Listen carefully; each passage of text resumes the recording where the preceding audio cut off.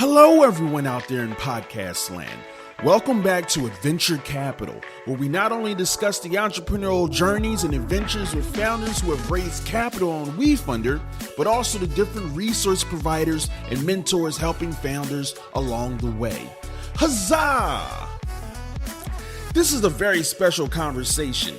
We have the marketing guru himself, the hardest working man in fundraising. He honed his hustle at Kiva and refined it working for founders big and small at WeFunder. We're talking to Justin Renfro, our Senior Director of Growth. Pull out your notepads and get ready for this masterclass on hustle and strategy. WeFunder gang, take it away. Welcome to another episode of Adventure Capital, podcast by WeFunder. We're here with Justin Renfro on the WeFunder team, and he's going to talk to us about how to run an awesome WeFunder campaign, tips and tricks for success. Justin, it's really good to have you here with us today. Let's start. Give us your life story. How did you come to be here at WeFunder, and what's your role on the team? I joined WeFunder 3 years ago after having started my own startup, and it's been a crazy ride because the company's grown a lot over the past 3 years. So I've been doing marketing stuff, business development, partnerships, operations. Would you say that growth has been despite you or because of you? Pretty sure you showed me a chart that at the month that I started, we kind of saw the hockey stick start. So I'll take the credit. But yeah, it's been fun. Right now I lead a team of 9 people, and our job is to kind of like prep founders and help them execute successful campaigns. So that's been a really fun kind of team to lead over the past couple of months. And I've been really, when I started, Jonny, you were my manager, like, let's do some cold email campaigns to breweries. And I think I did that for about 2 days and was like, nah, this ain't my game. And so I actually got started at WeFunder by just linking up with founders and helping them figure out how to fundraise. And I actually got my first wind through just referrals and relationships with founders that I was in the weeds, helping them figure out how to execute a successful campaign. And I learned a lot being in the weeds with them, and it was a really fun process. And it was a cool way to get started at WeFunder. So that was a really valuable and cool way to kind of get my grounds and build my infrastructure for kind of where I am now. One other thing just to touch on in your background, you mentioned the startups. So, and by the way, me, Katie, and Justin all worked together at Kiva before coming to WeFunder. So Justin was on the Kiva US team with me for, 5 years or so. We were kind of running that together, and then C's joined and Katie. Yeah. So we go way back. But when you left Kiva, you went to start this company, Chill Charters. And one thing I think is relevant for this conversation, you actually raised money through a crowdfunding campaign, an Indiegogo campaign, which I contributed to, I might say. And so we'll be interested to just kind of get your take on, how that went, and, kind of whether there were any kind of learnings or parallels between your Indiegogo raise and a WeFunder campaign. Yeah, lots of parallels, and I think the parallels are really aligned at the kind of mindset and the psychology of raising capital, where it's hey, you got to believe in what you're doing. You have to be shameless. You have to be confident. You have to just go out there and give your best shot. You have to will it to victory. It requires a lot of hard work. It's emotional. And it's I see so many of those parallels with the founders that I'm working with. And it's a different game. It's a slightly different scope into kind of what we, the different places of the business where I was at and where a lot of our founders are. But I still think there's a lot of parallels, and that it's really emotional. It's really hard. It's a lot of work. You have to figure out how to deal with rejection, which is extremely challenging. And it's a grind. Raising money's like really hard. Yeah. What are some of the things, I guess, that you've noticed working with companies in the trenches, and how WeFunder makes it easier to fundraise? Like what's kind of the mindset that you prep people for, and the expectations that you set going into the WeFunder campaign? Best practice to just assume that you're gonna, it's like, this is the success of this is on me. I went into my Indiegogo campaign fully expecting to get zero money from anyone that I didn't know. That was a good, healthy expectation. And it was more or less realized. I had a couple people come in that I didn't know, but like I willed that thing to victory. I wrote 150 handwritten letters to people in my extended network, friends, family, former colleagues, professional contacts. I literally sat down for 3 days writing handwritten letters. And like, I have a Google Doc to this day of all of those drafts. And then I hand wrote the letters and I sent them all out and, kind of watched the money roll in, but it wasn't easy. One expectation I try and set is like, this is not you got an awesome story, watch the money roll in. You got to go like hustle to make this successful. And like a good story certainly helps, but the expectation is that the founder is going to have to like go build the momentum. And like a lot of times that momentum is paralleled on WeFunder. If you're building a lot of momentum, the likelihood that you're going to get momentum from the crowd goes up.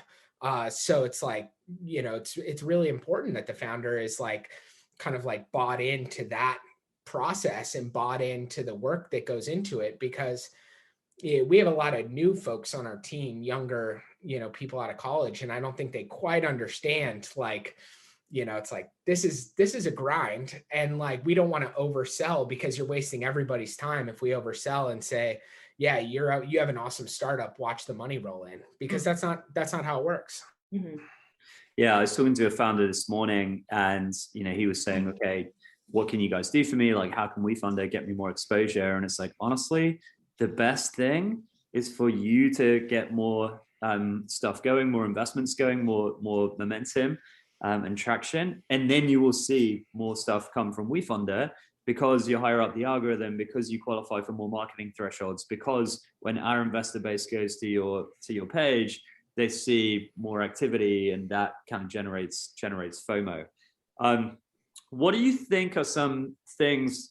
And by the way, the point of this conversation, which would probably be quite a long one, we're hoping Joe Rogan style podcast right here. But the aim is to just talk a lot about what makes a great fundraise, different tactics that Justin has seen be effective, things that have been less effective, expectation setting, that kind of thing. So that's the aim for this conversation. But what have you seen kind of be the determinants of a founder that's going to do well on WeFunder? Obviously, you talked there about expectation setting in terms of this is going to be hard work. You've got to be prepared to put the hours in, put the grind in, get rejected a ton of times, reach out to a ton of people, take a ton of meetings. It's hard work. So that's kind of one thing. Other things that you've seen, determine success on WeFunder? Yeah, I think a willingness to try different things, because you might try something and it doesn't work, but and that's okay. The key is kind of like, there's always this desire to like explore new routes, explore new communities, try new things, have new conversations. Just like activity is kind of the name of the game. And like a lot of the activity doesn't actually translate to investment volume, but I've seen so many times where it's like founders that were consistent in trying things ended up unlocking big opportunities. And I was talking to an entrepreneur that I love in San Diego. His name's Rupak. He has a really sweet platform similar to WeFunder, where they optimize the SBIR grant funding. So startups can go and they will unlock grant opportunities for founders. It's super awesome. And we were talking in his first capital raise, and, you know, kind of like, hey, how do we go about it? And he's just like, dude, you just gotta like write a bunch of emails. You just got to hit a bunch of people up. And he ended up getting $1 million VC check from a cold email. It was a one call close. And the guy was in his industry, knew the ins and outs, knew the upside of what he was building. And, you know, people look at like, oh, like, how do you get that VC? It's just like, I sent a cold email. Mm-hmm. And that story really inspires me because he was just like, yeah, I'm just in front of as many people as I can, and I'm trying to be targeted. And, you know, like in my Google research, I realized GovTech was a thing. And so then I went on a deep dive into GovTech and found a bunch of random GovTech contacts and just started hitting everyone up, trying to find different opportunities. And, you know, it's like, there's not always a clear pathway forward, and you have to kind of just like throw stuff out. Like one of my favorite founders right now, his name's Eyal. He works for a company called ParkNav. And the dude just hits me up constantly, and he's always trying to pick my brain. And he's like, what are you seeing? What's over here? What's over there? And he's doing that across, you know, across a wide spectrum of different types of contacts, trying to find and unlock opportunities. And I really appreciate the hustle and the hard work and the kind of tone that he takes towards it, where it's just like, hey, what else? What else? What else can I try? What else can I do? What else have you seen?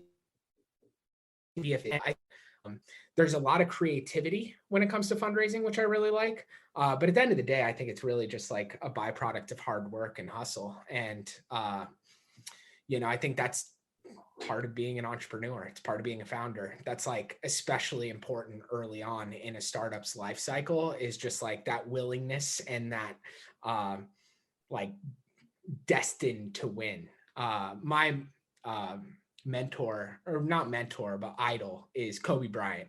And Kobe has this Mamba mentality where it's like a will to win, a will to compete, a desire to be the best. And I think the founders that run the best campaigns just like work, you know, hustle the hardest, work the hardest. They have a will to win. They're confident. They have conviction. They're not scared to pitch. They'll pitch anyone that they can. You know, it's like, for me, I can recommend. It's like, I don't want to talk to my friends. I don't want to pitch people I know. And it's like, all right, cool. Like, that's a signal that you're not confident and you don't have conviction. So like, that's what we actually have to focus on first, is like building that confidence and conviction that you will succeed, and that you will, you're not scared or like intimidated to go like pitch your old college roommate about what you're building. That's a good like nuanced signal that I've picked up as a result of having hundreds of these conversations. Yeah. I kind of want to dig in further on this. Like, I think the hustle is a huge component if we're talking about the ingredients of a successful WeFunder campaign, or like thinking about, you know, what are the things that we need as a prereq for who should start a WeFunder campaign. So I think like continuing on that, like what are some of the other ingredients if we want to touch on traction and maybe like stage of company that's a good fit, and then also selecting the terms for the raise and best practices around that. Yeah. So I personally really believe in WeFunder being a relevant and viable solution and product and like resource for founders across the entire spectrum, from like the first money raised all the way through like Series B, Series C, Series D. I think you can make a case that WeFunder has a relevant value proposition for founders across that entire spectrum. But there is a different perspective. There's a different approach. There's a different, you know, kind of vantage point for how WeFunder works for a Mercury bank compared to a startup that is doing their first friends and family rounds. Like, it's a totally different conversation. And Mercury Bank had just, before launching on WeFunder, they raised a 120 million Series B from Andreessen Horowitz and KT. So they are, you know, your point is they're one of the most kind of advanced and, companies that we've had on the platform, and they raised $5 million in 5 hours by sending one email. So it's easy for them. Mm-hmm. Yeah. I think there is relevance across the spectrum. Then when it comes to like, okay, what about traction? What about, team? What about sales and revenue? I think that it really just comes down to storytelling. Storytelling is the most kind of underappreciated aspect of WeFunder, I think, where it's just like, you got to tell the right story based on where you're at and what you've accomplished and what makes the most sense. There's a really good example of this. There's an art studio called Pencilish in Nashville, and they raised $1 million. And the first, second, third, and fourth piece to their value proposition was the background and expertise of the founder. He came from Disney. He was involved with Aladdin. He has like a rock star team around him. It was just like the pitch was the team. The pitch was the founder. Everything they had experienced, that they had accomplished previously. They had no traction. They had no content. They had no IP. That's what they were raising money to go develop. And they were still very successful because they knew how to frame the story. They knew the right narrative to tell. And for that specific company, it was rooted in the expertise and background of the founder. So I think that most startups have some compelling aspect to them, whether that's like a mission and a vision, whether that's the team, whether that's the market, whether it's product market fit. It's like, find the best package of assets for where you're at and be able to position those in the right way and have confidence and conviction in pitching it, to as many people as you can. So I think storytelling is an art. I think it's very hard to do. I think most founders are not good at it. But it's like go meet with somebody that can help you figure out how to package the right story. I think that's like so relevant and so valuable. And we talked earlier about like conviction and confidence being such an important aspect. It's like, there's no better way to be successful than to have conviction and confidence. And if you're framing the story in the right way, it can build that confidence and build that conviction. A lot of times it's the story is really at the core of the entire operation. So let's say, okay, we have a founder, they want to do a WeFunder campaign. They've got the right mentality. They've got the right psychology. They're willing to grind. They have that self-confidence and conviction in what they're building. They're willing to put in the hours, like do the outreach to people they know, to people they don't know. They've kind of they've put together an awesome story, maybe working with our team. Slidebean, we've developed a partnership recently who are awesome at telling stories and making beautiful slide decks. So I would highly recommend them if you need help in putting a pitch deck together and a narrative. They've kind of polished their campaign. It's looking good. Switching gears a little as we get. Can I give a quick shout out to Slidebean?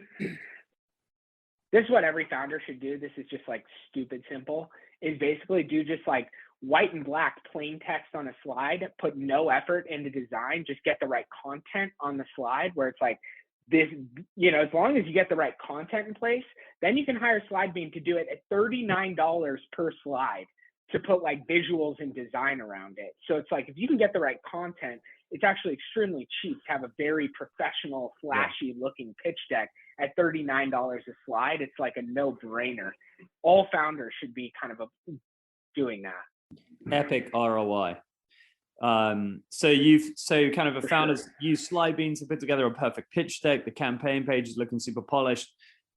What then does a founder need to think about in terms of kind of planning the campaign? Like if you were kind of planning your WeFunder campaign or working with a founder on planning their WeFunder campaign, what are the different kind of components that go into that playbook? So I try and simplify it with founders where there's basically a private period and a public period. The private period is basically first public is essentially like framing it for the crowd. We funder investors for your extended network. You're going to be like promoting this to the world. We don't want to do that on day one. In private, we're basically kind of like making sure the story's right, making sure that we're getting a lot of feedback, talking to people in our own networks, building up momentum of, with the campaign. So I think right out the gates, it's important to just like, all right, this is what we're starting with, and we're going to go get feedback and talk to as many people as we possibly can that we know, and hopefully build up momentum. Then when it's like, all right, we've got some money in there, we're on our way, we're ready to go out to the crowd, it's like you should dial that story based on the signals that you're getting, and then there's a suite of best practices to put in place to kind of maximize that exposure and that opportunity, which we can get into those specific tactics. But I think that just to touch on the private and public, is there a rule of thumb that you have for, how much money should a founder raise in private before launching in public? Any guidelines there? Well, it really depends on the goal of the founder. So it's like, how much money do you want to raise? If you want to raise $2 million, that private phase looks different than if you want to raise $250,000. So I always start with the goal. Generally speaking, I try and reverse engineer it, where it's like, all right, on average, you're looking at 30 to 40% of the total dollars coming from WeFunder on average. So that means I need to get 60 to 70% from my own efforts. I'm going to cut that in half and basically say, like, I'll get a third of the raise in private, a third of my goal in private, and then I have to go hustle for another third, and then WeFunder will account for another third. And so I think that's like the easiest framework, is basically like in private, you should be trying to get to a third of your goal. Yeah, I think that's a good expectation setting as well. And like to dig into, okay, how do you actually get a third from your network in private? You kind of mentioned like talking to people, tweaking the pitch, making sure to shop this around to literally everyone.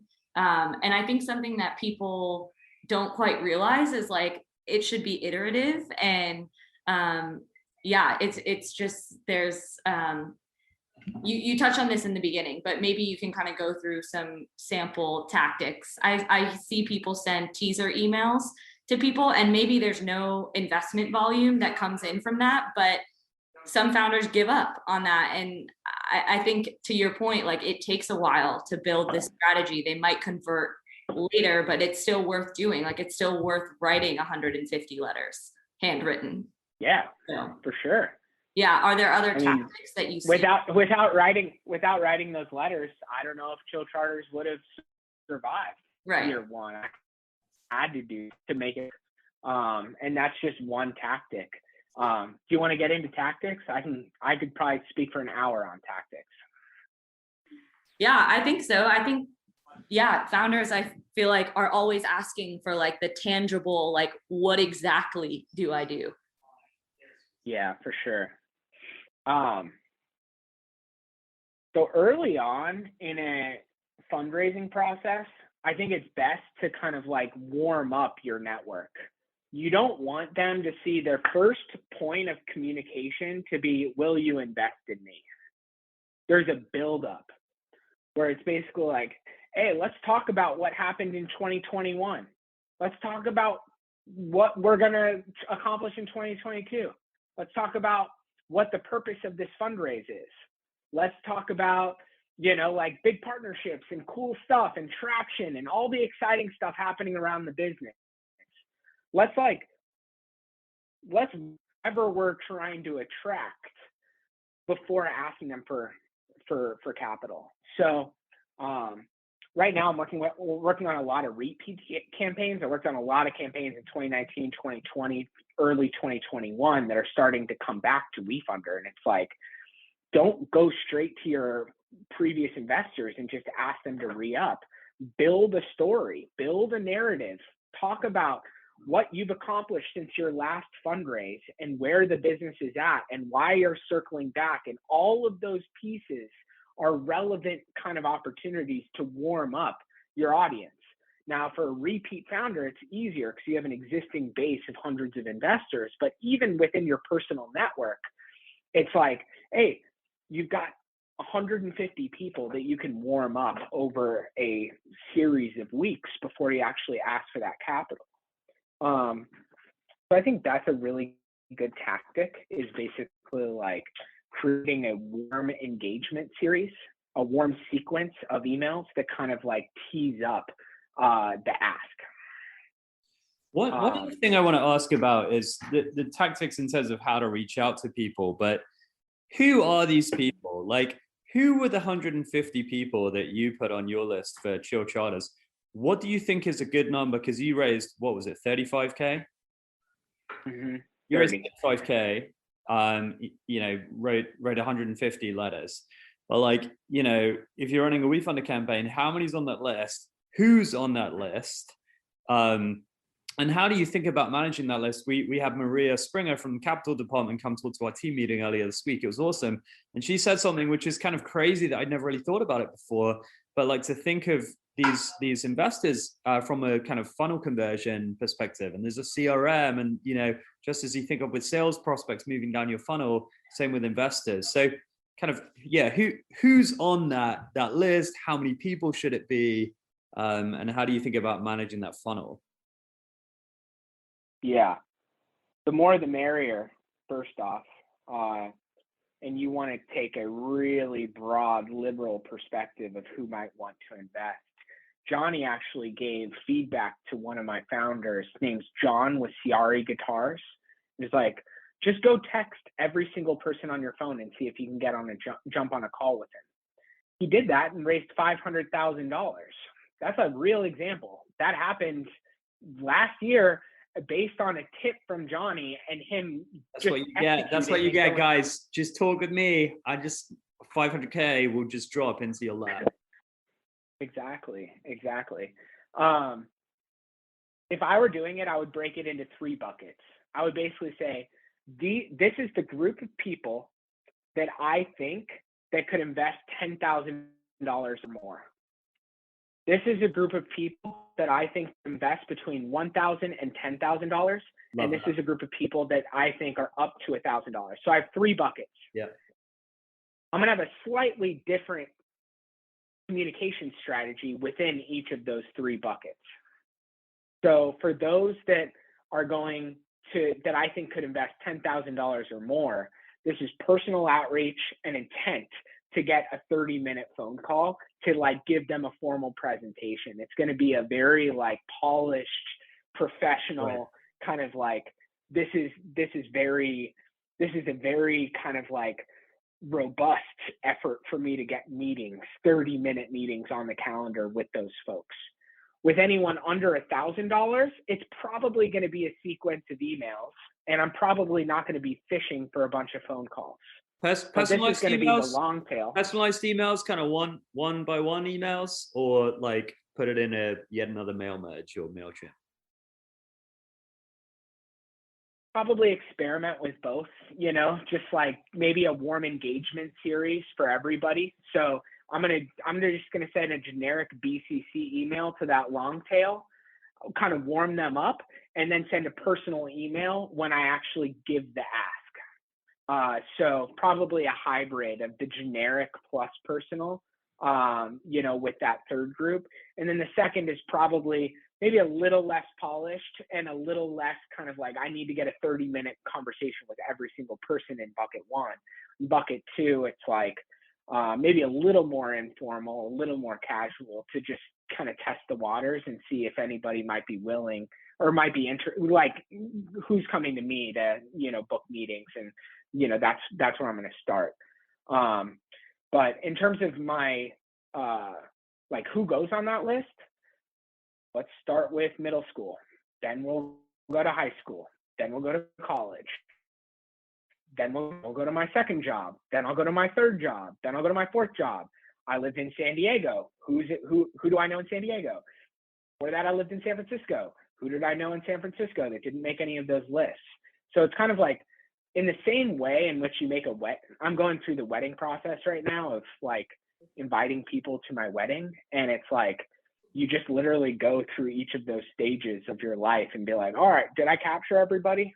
And, you just take a really broad perspective of who that could be. But to go back to the example of John with Ciari Guitars and texting folks in his phone, he was texting his dentist. He texted like an old childhood friend that he hadn't spoken with in 20 years. And these guys were writing like $15,000, $20,000, $25,000 checks. So you kind of never know kind of like where that money is going to come from. So you try and cast as wide a net as possible. Like one of my learnings in doing my own crowdfunding campaign is there were certain people I had my eye on where it was like, they're for sure going to throw me 500 or $1,000, and they didn't come through. And there were other folks where it was like, they came out of nowhere and contributed $1,000, and you're like, whoa. And I think it was really just like, this person over here isn't really into it.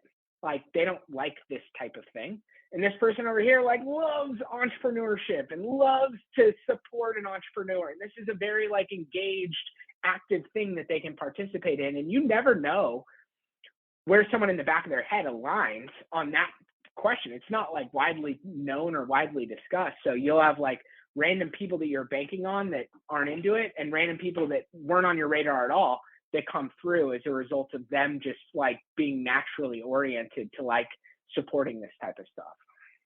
Yeah, totally. And how many times do you think you have to have that conversation with people to get them to convert? Oh,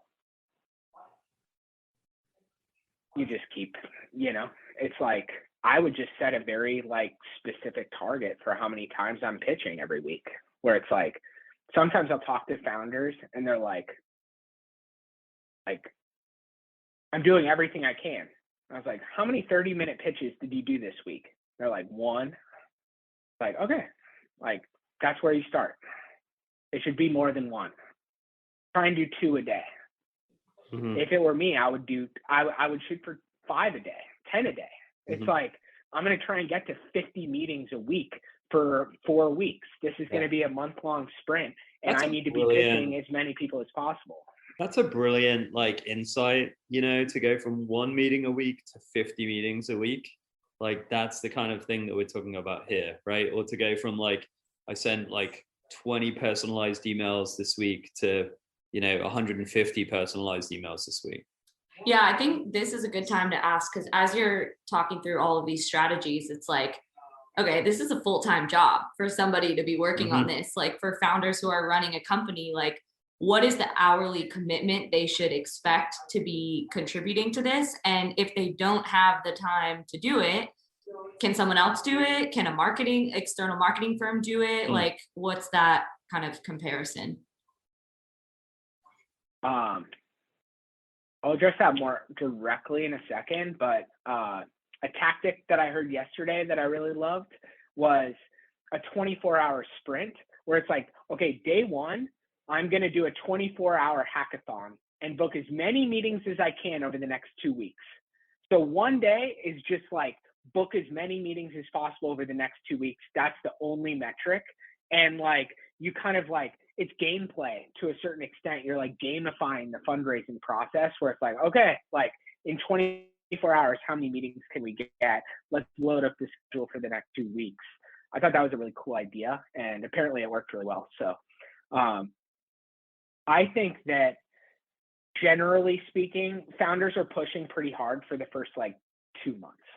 So it's like 2 months, you're like really hustling and trying to have a lot of conversations, and it's a pretty involved process for 2 months. And then it kind of starts to, it's kind of like after that 2 months, it's like you build as much momentum as you can, and then you just let it roll. From WeFunders community, you can't be fundraising like 24/7. It's like, we got to go grow the business. So it's kind of like, take your best shot over a 2 month window, have as many conversations as you can, like refine the pitch, make it awesome, like try a bunch of different stuff, like just like be really active for 2 months, go as far as you can go, then let WeFunders kind of like community roll with it after that. I think that's probably like the best realistic expectation. In that 6 to 8, you're probably looking at like anywhere from 10 to 20 hours a week is like, I think a good cadence. So 10 to 20 hours a week for 6 to 8 weeks is probably like what I see as the right balance in terms of like focus on fundraising. And just to caveat that slightly, so it obviously greatly depends, right? So again, if you have a Mercury Bank, if you have a ton of customers that really love you, like I remember Modern Times Brewery when they launched on WeFunder, there is $1 million in a day. Chattanooga FC, when they launched, they had these thousands of fans, and so you see these explosive campaigns on WeFunder where it's like send one email to your customer base and boom, right? So there definitely is kind of a wide variation, but yeah, in terms of an average as a founder, and this is actually sometimes with those kind of big audience companies, this is an area where I think WeFunder can really make their lives easier, right? Because normally when founders are fundraising, they're doing what you're talking about here, Justin, anyway, which is like sprint, book a ton of meetings with angels, VCs, try to stack those meetings over like, a few weeks to kind of create that FOMO and that kind of spike in momentum around the raise. And sometimes with WeFunder, there is like a huge audience that you can just kind of go to, and they come in and can really accelerate that process. But yeah, as a kind of an average expectation for founders, I think that 10 to 20 hours, this is a really like meaningful commitment over 6 to 8 weeks is a really good expectation. Well, just going back to Kapal's question, what about kind of, can you outsource this to people on your team, to marketing agencies, or is this mostly on the founder? I think you can outsource a lot of stuff. So for example, when it comes to like content, where it's like, hey, let's post weekly updates about the business. Let's talk about traction. Let's have an ongoing communication cadence with these people that we're communicating with. You can outsource that. Someone else can do, it's kind of like guide them on like, this is what's happening, and they can go write about it. I think that's, social media, paid media, easy to outsource. Just to kind of push back on that a little bit, I think of like, if WeFunder's raising money, the social media stuff, I definitely agree, like other people can kind of craft a lot of that content, but I do think probably Nick is the best person at pitching WeFunder. And so even like what things to cover in that social media, to have some input from the founder at least, or to have their kind of sign off, I think is probably best practice. But yeah, it's like you have a team that are kind of helping to produce content, but then maybe the founder's kind of signing off or kind of giving input at the start of the process. Yeah, so the strategy that I outlined for founders on content is a theme every other week.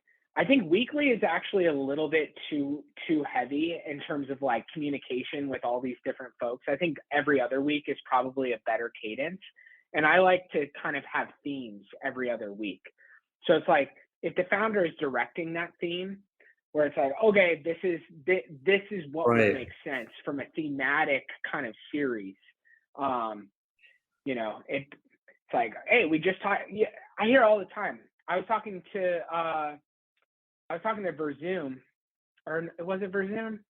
No, it was ParkNav, and it was just like, we just hired a new VP from Qualcomm, and it's like they were a VP at Qualcomm, and now they're working for your startup. Like, do an interview with that person. Get them to articulate why they left Qualcomm to come join your startup. That is super valuable. Like, have focused content about like showcasing the fact that you just made a huge new hire. Like, it happens all the time, and it's so often overlooked, where it's like, that's so compelling. It's like, who you hire, especially when it's, new leadership, that should be like front and center information. And like, it's easy to put content around it. Like, what's their background? Why did they join your company? What are they going to be working on? Like, not rocket science. Yeah, and there's a number of avenues, right? Like you have the threads of the people that you've been texting or, you know, opening it up to. There's the WeFunder update that pushes out to all of your followers and your investors. And you can have a call to action in every single one of those updates, whether it's like invest or share this thing. I think the other thing is like, if people are going to unsubscribe, just unsubscribe. Like a lot of people are worried about hitting their network too hard. Like, what's your pushback to that? And what's your advice? You're fundraising. Yeah. You're fundraising. That's like, this is par for the course. This is how it fucking works. Is just like, you communicate and you communicate frequently. You're trying to raise capital and you're hustling. I think over communication is just a good sign that you're a hustler. I appreciate when founders are just like giving me updates every single week. I think I look up to that. I'm like, you're a hustler and I'm glad I'm on your short list. That's cool. It makes sense for me to be on your short list. You know, it's like, I think that this is where the private fundraising is critical, right? So a rule of thumb I kind of think about is a third, right? Same as you, right? You mentioned this earlier, but if you're raising $1 million, try to come out the gate with 350K, right? And so then if you come out the gate with 350K, then when you kind of have the big bang public launch, there's already a ton of momentum. What I see a lot of founders struggling with is they come out the gate super early. They kind of are impatient for us to kind of share them with the WeFunder million strong email list early. So then they get in front of WeFunders investors when they've raised like 52K from like 27 people, which isn't that impressive to WeFunder founders that are seeing much more successful raises with more traction. So that's a bad first impression that you're making to the WeFunder audience. It's a bad first impression that you're making to your Facebook, LinkedIn, social audience. And then you don't have momentum out the gate, right?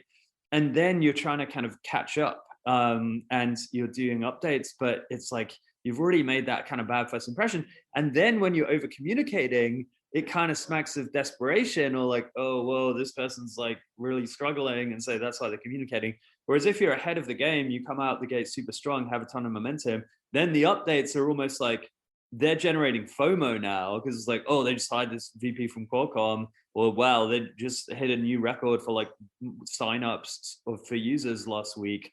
And they're telling me that, and I can see the momentum on the campaign page. And so it's like it's totally flipping the investor paradigm from like, oh, these guys are struggling to, oh, wow, these guys are really exploding and I better move quick.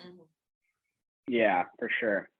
And it's, you know, for some founder, it's all relative to the goal, you know, where it's like, for some founders, it's like they want to raise $75,000 and they are in the same place I was with Chill Charters, where it's like, I don't look at the fact that I raised $30,000 as a failure, you know, like that was a slam dunk. That was a massive success for me. And I'm very confident in saying that, where it's just like, hey, you gotta like believe in what you're doing and have realistic expectations and be, you know, work towards a specific goal. I think that confidence and conviction is like a big source of momentum, and like momentum is the name of the game, where it's just like, hey, if you're developing momentum, people see it and people want to be associated with a winner. So and you are the one that determines that. So we've talked about, just curious about more on tactics, right? So we've talked about, okay, you make a list of, you know, hundreds of people from middle school to high school to everywhere in between. And, you know, then maybe you put them in a spreadsheet and you track, okay, how many have I emailed? How many have I texted? Have I emailed them as a mail merge, or is it personal outreach? I love your point about segmentation. Is it someone that I think is going to invest 10K, 1K, $100? How many of these have I met with? So that's all kind of the same tactic, right? Of kind of outreach to investors, email, like phone calls, meetings, etc. Starting to talk there about kind of using the WeFunder updates functionality when you hire the VP of Qualcomm or some other awesome update. So sometimes I see like, you know, past 100K on WeFunder, and that's cool. But it's way cooler to say, we grew by like 45% last month. That's a way cooler update for me. And then you have the social media. We've talked about those tactics. You must have seen, I know you have seen, like a vast array of tactics that founders have used and how to keep the momentum building, how to keep getting the word out. So curious if you could talk through some of the ones you've seen that, have been super successful. Some of the ones that maybe you're less, convinced about. Yeah. The first one that comes to mind is a long form podcast style presentation about your business. It could be an investor webinar. It could be a podcast. It could be any long form content that takes a deep dive into your business. Because it really gives you the opportunity to showcase so many different aspects of the company and be able to kind of articulate the nuance around why this is so special, why this is so valuable, why my background and expertise has so much relevance to what I'm building. That long form content, I think, is so rich, and the opportunity to use that long form content can go into so many different areas. So for example, if someone comes in and asks a question in the Q&A on your WeFunder campaign page, and you talked about that for 10 minutes in your long form video, and you could say, I start talking about this at 34 minutes. That person is now going in and watching you address his question, and in the context of an hour-long discussion about the business.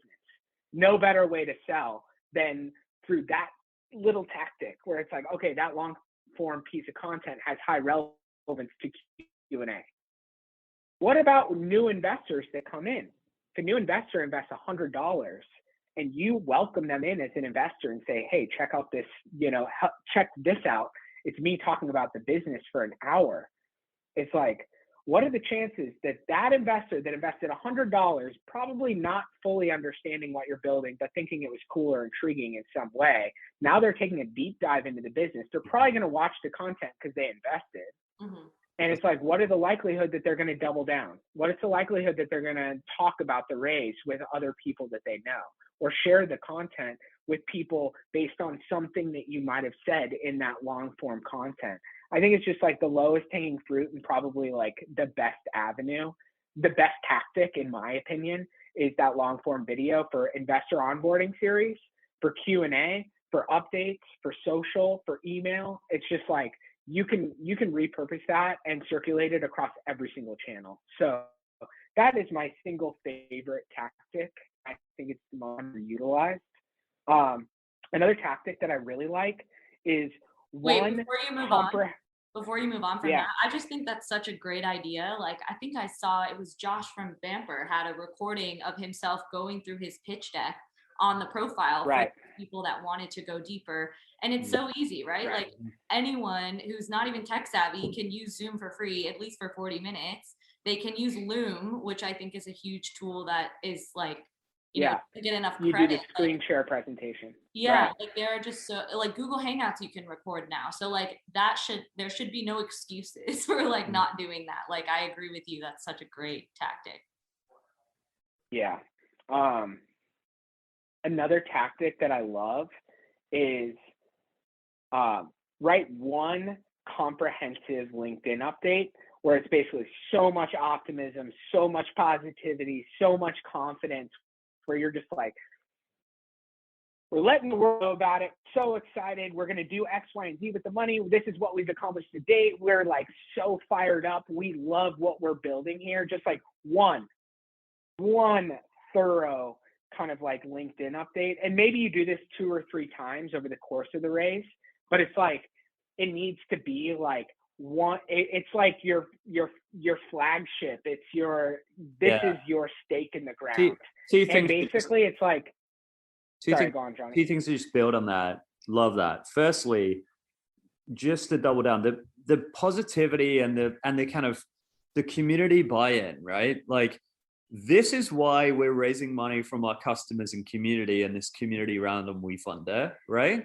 Because we love you guys and we're building this company and we're going to work really hard and we want to make it into a big thing. And we would love for you guys to participate and be along for the ride with us. And I don't see enough founders and WeFunder really leaning into that as like the why we are raising money in this way, maybe as well as VCs and angels. And then I love the other point that there is, it's better to have one piece of content that has like 1,000 views than like, you know, 10 pieces of content that have 100 each. And so just if there's one ask of your, you know, existing investors or network as they come in of stuff to share this one thing, do your best thing, put everything into it, and then everyone share this one thing is better than kind of trying to spread yourself too thin. And then there's never really any one piece of content that cuts through the noise. I also think that fits in segmentation that we were talking about earlier. Like, what investor in your network, whether it's like an advisor or a board member or, you know, your lead investor, an influencer in your industry. Exactly. Yeah. Like, can they share it? Like Kim from Chromix talked about this on our recording. She did the same segmentation strategy, and she had the CEO of LinkedIn, right, share a post from their Shark Tank interview that they know performed really well. And they drove everyone to this piece of content, and they were able to get themselves trending from just his sharing of the post and then driving their customers to the post as well. So yeah, that has huge ripple effect, I think. And it's just like, honestly, you could just ask a personal favor of 30 people to like, comment, and share, and just the amplification that you get from 30 engagements. If you get 30 comments on a post, it gets just like catapulted out. And it's like, you can ask all of your investors, ask all your friends, ask strategic people in your industry, just like get as much engagement with that post as possible, and you'll get tens of thousands of impressions. And that's like, it's such a powerful thing to just have a flagship statement that you know, that have engaged. It's very powerful. More tactics. I think that kind of in the same vein as the investor webinar, where it's like, as soon as a new investor invests, get them to watch a long form content. Like, have a onboarding sequence for your new investors. You can ask them questions, you can fulfill perks, you can send them, you can just say thank you, you can set expectations for what it means to be an investor, you can, you know, get them to share content, you get them to share that LinkedIn post, you can showcase a video with them, you can invite them to a webinar. There's so many things that you can do where it's like, it doesn't matter. Like $100 investor, you can still ask them to do stuff. You can still get them to engage. I'm gonna double down on this email series as well, because I've been telling this story a lot recently. I signed up for Superhuman recently, and their CEO, in quotes, I don't think it's really Rahul who's sending this email, but you know, their CEO sent me, I think, 30 emails, like one a day for 30 days, and everyone was a different feature of Superhuman. And you know what? Like, normally if you get 30 marketing emails from a company in a month, you'll unsubscribe them pretty quick. I didn't unsubscribe. I loved it. It was like telling me these different facets of this product that I'm now paying $30 a month for. And it's like, this is how you can get the most out of it. And I'm like very fine with that. And same thing, right? If I'm an investor in this company, then I actually welcome more information about this company. And I welcome you telling me, like, you know, how I can help you, because I'm an investor in you now. And you obviously you can overdo it, but I actually think you kind of, by welcoming one of your customers or community members into the business as an investor, they're actually giving you permission to tell them a bunch of stuff and email them way more than you would if they just like signed up to your email list from a marketing perspective. Yeah, I agree. It's like a very underutilized bucket, I think, of tactics is like, once they're in, like, what else can they do? Like, you left off your list of things that you can ask them to do. Is like, they can increase their investment. Like, they're a super warm lead, and maybe they only put in initial 1,000, and you offer to get on the phone with them, they might increase it to 5,000. So yeah, I think, focus on that. you never know what the upside is of any given investor. $100 could easily be $100,000. It might be someone just making a bunch of small bets. It's like you go to Vegas and go to the roulette table and people are putting a dollar on all these different squares. And it's just like, hey, you don't know who's playing the field. You don't know people's motivations. Like, give everybody a good experience. I got to give a special shout out to my homie Paul. He is the founder of a startup called Virament. It's wefunder.com/Viro, VIRO. Go look at his updates. And on the topic of like, hey, investors want to, can double down. Investors can share the campaign. That's been his entire strategy, is basically, and he does it in a very unique way, and I think it's hard to replicate, but it's at least a good vantage point of like how one founder has raised millions of dollars through multiple campaigns on WeFunder as a byproduct of just talking to his investors. And the posts are amazing. It's basically like, hey, one of my investors went and met up with me at the farm, and this is what the day looked like. I went to Mexico to look at this new technology, and we had car trouble. And he just tells an awesome founder story about like a random day in Mexico where he was on a business trip. And it's just a cool story.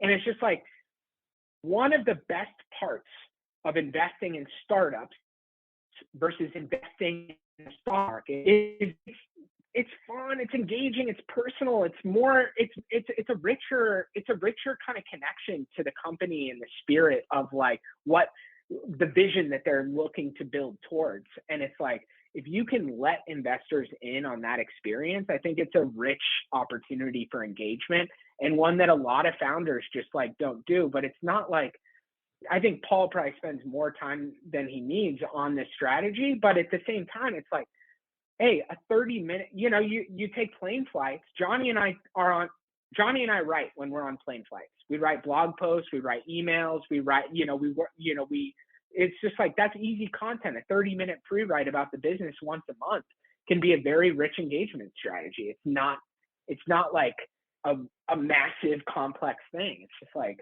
blog every month for 30 minutes and share with your investors can be so powerful. Yeah. More? Yeah, that's More super valuable. I think, we focused a lot on the like relationship building, the really like organic connection with investors thus far, which I think is good. That's probably the highest conversion ways to get investors in the campaign. But what are your thoughts on paid media, Facebook ads, LinkedIn ads, that type of strategy? I don't like them that much. I'm not a huge fan. I think they're cheap. With that said, I think you should definitely test it. I think it's definitely like worth experimenting with. Paid media, sometimes it works, but a lot of times it doesn't. But like, I have two consultants that I work with, and one charges $1,000 a month, one charges $1,500 a month. And it's like, hey, throw $5,000 at paid media and see what happens. Maybe it's a 2x, 3x, 5x, 10x facing brand per dollar investor could equate to a new customer.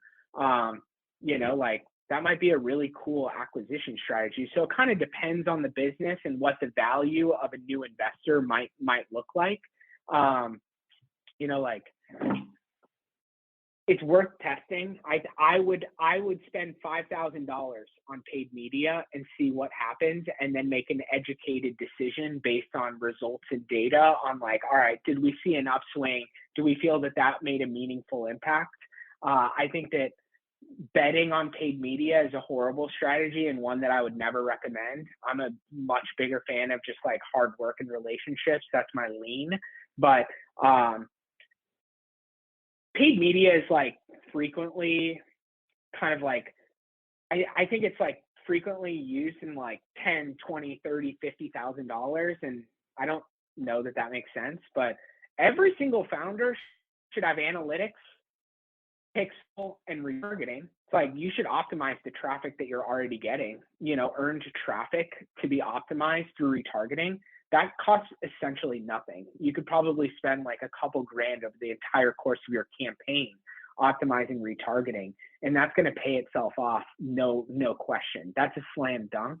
And every single founder should know where traffic is coming from, know how traffic is converting, have a Facebook pixel and retargeting in place for that traffic. That's a like best practice for every single founder, pretty much from day one of the campaign. And you can pay someone $1,000 a month to do that, and it's a great investment. I think that's like a slam dunk. So when it comes to like paid acquisition for prospecting new investors, I'm a little less bullish on it. I think it's worth experimenting. For putting in the basics, I think that's like an absolute must and something I would have in place on day one. One thing that I think is good with advertising sometimes, or where it can be especially effective, is if it's a consumer-facing company, right? And if you're signing up an investor, then you're pretty optimistic you can also convert them into a customer. And if your LTV in them as a customer is high, then you're getting kind of two birds with one stone. You're raising the capital on the WeFund campaign. You're also converting them as a customer. So that can be where paid advertising, I think, can really come into its own. Just going back to other tactics as well, kind of curious if, I know you've worked with a lot of bricks and mortar companies as well as tech companies, right? Breweries and restaurants and distilleries, like any things you've seen work especially well for those type of companies? Yeah, I think it's probably just so often a missed opportunity for a lot of these types of companies. I'm pretty sure he's my favorite founder. It's shout out Genius Juice, just an absolute hustler. Like the dude is a legend. I love the guy. Just such a hard worker and just like a brilliant marketer. His video is also my favorite video of any WeFunder campaign ever. It's just the most random thing. It's so good. Yeah, wefunder.com/geniusjuice. Check it out. Dude's a legend. Mad love to Alex. It's a coconut smoothie. So it's CPG. He's got bottles of coconut smoothie. And he just put a hang tag that said invest in genius with a QR code. And he put it on every single bottle in production, and it generated tons of traffic. And then he had retargeting and pixel for that traffic, and it just moved a lot of money. So very pragmatic strategy where it's like, hey, if you can put a sticker or a hang tag or some sort of club on your product, that's going to drive traffic from your customers, and that's what you want. I personally think that like the handwritten, like not handwritten to every single customer, but just like a note to my customers from the founder that is printed where it's just like raising capital from the community, from our customers, just a very why oriented kind of like vision statement. And just printing out these little flyers, like 2x3 flyers, something really, really short and punchy, and including it in the packages that you're sending out for anybody that's sending direct to consumer. That's super low hanging fruit, easy. If you're in retail, like having business cards, having just QR codes everywhere. Like I would just put a table tent on every single table in my brewery or in my restaurant. And basically like on QR codes, I was walking along in San Francisco a few months ago and walked past this shop window, and there was this massive QR code from Cassava, which is a restaurant. I think they just have raised $400K in WeFunder, and it was a massive QR code, and it was like, you can invest in this restaurant, and it took you to the WeFunder page. It was one of the coolest, because it was just surprising for me to be walking on the street, and then all of a sudden there's this like WeFunder campaign with a QR code in the window. It was huge. It was a really cool example of QR codes. I think my favorite example was Seven Stills. They put out their brewery distillery here in San Francisco, and they put out a whole line of cans that was like scratch off, almost like a lottery ticket, like see what you could win. And each one had a code that once they made an investment, they could get like a bonus with this code on the can that you bought, and you were then redirected to the WeFunder page. So yeah, that was super cool. It was all over, like they distribute. So it was all over in all these different stores. The other thing is like, I send hundreds of emails a week. It's like, why wouldn't you just have that as in your email signature? It just doesn't make sense to me at all that every founder doesn't have it in their email signature. That's a direct touch point with people associated with your business, and you're kind of like mass promoting through an email signature. That is a 5-second tactic to write that line, and it goes out in hundreds of impressions. Just like such low-hanging fruit. Same thing with like a website banner. Or how about the fact that most businesses have a ton of automated emails? They're automated system emails that are going out in some capacity. It's just like weave a one line about your fundraise in all of your system emails over the course of your campaign. Now we're talking about like hundreds, thousands, tens of thousands of impressions on, talk about leveraged work, where it's like updating your email signature, updating your system emails to kind of like highlight your rig, or putting a banner on your website or in your app, or putting a QR code in the window of your storefront. That's just like super, super easy, low-hanging fruit that can drive relevant traffic. And then if you optimize that relevant traffic, there's just really high upside. It's a savvy way to fundraise, because the community stuff is like a big portion of it. We spent a lot of the first part of the call talking about like pitching investors and, having structure and just like pitching. And it's like, this is a passive way to do that to the, folks that have relevant exposure to your brand at scale. Totally. Yeah. And I'm glad you brought it up, because I feel like that's just like step one, right? Like that's not even like a tactic. It's just like, well, it is, but it's like, it's a no-brainer. It should be there from day one. Like, don't even think about it. One of the other things when it comes to like building community is utilizing the perks, which I don't think we've talked about yet. What's your best advice for perks based on like different industries and as a tool to engage investors and increase volume? I personally like the perk at like 500 and 2,000, because it's kind of like you're trying to get folks to level up. So I think perks are super relevant for the leveling up effect, where it's like, oh, like was going to put in 100, but I think I can go to 500. Was going to put in 2,000, like 1,000, but I'm going to go to 2,000. So I think that's where perks are especially leveraged. My favorite perk, another shout out to Alex at Amplified. I'm going to go play Frisbee golf with him in 20 minutes. He's my guy. But it was basically like gold, silver, bronze VIP. And this is all manufactured marketing. It doesn't, it's like you can just like create a VIP program. It's not that hard to do. And it's like any business can do it. Obviously, if you're a brewery, it might be a little bit easier, but I've seen a lot of non-retail, non-consumer facing companies be like, hey, advisory board or strategic, monthly meetings with the CEO or the leadership team, or the opportunity to sit down over lunch. It's just like, you can create those perks pretty easily. You just got to be a little bit creative with it. And I don't think where I would completely stay away from is like t-shirts, swag, or anything that's going to cost you a bunch of time. I would never do that. If anything, just like send a thank you note in the mail. I think that'll suffice for all investors. But it should really just be about like access to the business or incentives for customers to purchase more goods. So it's really, for consumer-facing businesses, it drives sales. For non-consumer-facing businesses, it's about access, and you kind of like manufacture this in a very creative way. Just don't do t-shirts. Yeah, investors love the access piece. Like any chance you can weave in like exclusivity, they just eat it up, I feel.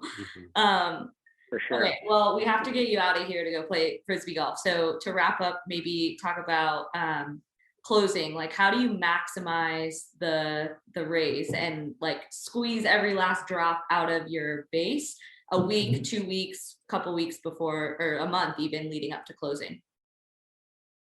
Yeah. So I don't think founders quite know this, but I think that probably the average bump in the final week is 20 to 30% of what you raised. That's a huge number. And for me, it all comes down to just like communication. You got to just let people know this is the last chance to dance. So the thing is, like, I think the savviest investors wait until the last minute. I'm gonna consume as much information as I can before I decide to invest. I kind of think that's best practice to a certain extent. It's like, hey, let's see if the founder does a good job. Let's see how they communicate. Let's see how this ultimately plays out. I'm gonna wait until the deadline. And if you look at the follower count on most campaigns, it's about 50-50. It's like you get as many followers as you get investors a lot of the time. And it's like, you want to be communicating. You want to make sure that anyone that you've talked with since the beginning of your campaign knows that it's the final chance. Existing investors can double down on their investment, and you're asking them to do so. Followers become one that's been sitting on the fence. It's like deadlines attract action. Just generally, that's how deadlines work. And I think that final countdown, it's like I'm telling founders a daily update across all of the different communication channels in the final week and 10 in the last day. 10. I want it hourly on the last day. I really want to push the like deadline, and this is a final opportunity to act at the very end. And I think founders that do that move a lot of money. I've seen a ton of examples of founders doubling their raise in the last week as a result of just high volume conversations. So it is the last chance for investors to be able to participate in this round. And I think deadlines work really, really well. So Kapow is having a giggling fit over here, and I know exactly the moment that gave the giggling fit, which is when you were talking about deadlines, and you were like, "That's how deadlines work," which was just a really funny thing. And like for the people listening, you can't see this without video, but just Justin's face when he said that was also just extremely funny. That is how deadlines work, guys. And we have a deadline for this podcast. It's coming up, and it's driving us to action. So this has been a really awesome conversation. So much. I feel like just years of wisdom, like hundreds and hundreds of campaigns, thousands of conversations and examples of, tactics. Hopefully distilled into an hour or so of interview. It's been great. I guess we ask every guest for one piece of advice in closing. One piece of advice, not so much about running a WeFunder campaign. You've already given a ton of that, but for a founder on their journey, what's your best piece of advice for an entrepreneur? I think I have a guess of what Justin go for it. Said. Stay positive. Oh, I like that. I think positivity is super important. I've got a suite of, kind of main tactics or like main characteristics that I like to see in founders, or that I see as themes in the most successful founders that I've worked with. But if I had to give one, it would just be like deep dive into, just type Mamba mentality into YouTube and just like spend an hour watching random Mamba mentality videos. I don't know. Kobe's just very inspiring to me. Very biased. I grew up in LA in the like late 90s, early 2000s. So, it's like I was like deeply connected to it. But I really think that, the Mamba mentality to me is just like a desire for greatness and just love of the competition, the love of the grind, just like the spirit of competition and the desire to win. It's just like, I love the grind. I love working hard. It's fun. And I think that Kobe and the Mamba mentality has kind of like amplified me leaning in and embracing, just like when people talk about like, oh, like the grind, it's like I use that word grind in a very positive connotation, where it's just like, I love it. I love competing. I love hustling. I love working hard. That's what I want to be doing. And I think that being an entrepreneur is really fucking hard.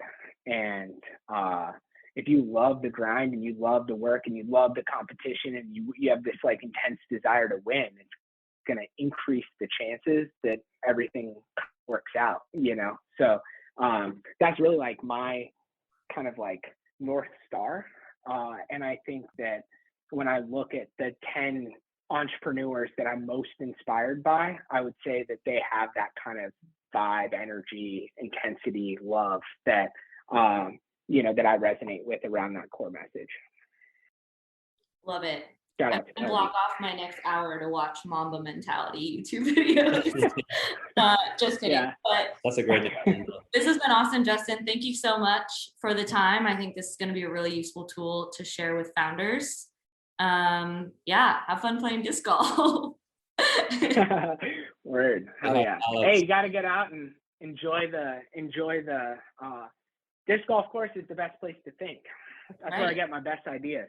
Actually, last year, my stretch goal was to get Shaq, and I had that as a random thought on the disc golf course, where I was like, Shaq should be the spokesperson for WeFunder. And ever since then, I've been trying to get Shaq to be the spokesperson for WeFunder. So Shaq and Kobe, baby. Shaq actually is, he tweeted the other day that he's a regular listener of this Adventure Capital podcast. So That's Shaq, we know you're listening. What? Hit us up. Shout out Shaq. Shout out Shaq. Thanks so much, man. It's been awesome. Thank you for tuning into another episode of Adventure Capital. I hope you laughed, took notes, shed a tear, and most importantly, feel ready to go off on your own adventure. And remember, whenever you're ready, WeFunder's here to help. Be sure to like and leave a review, gang.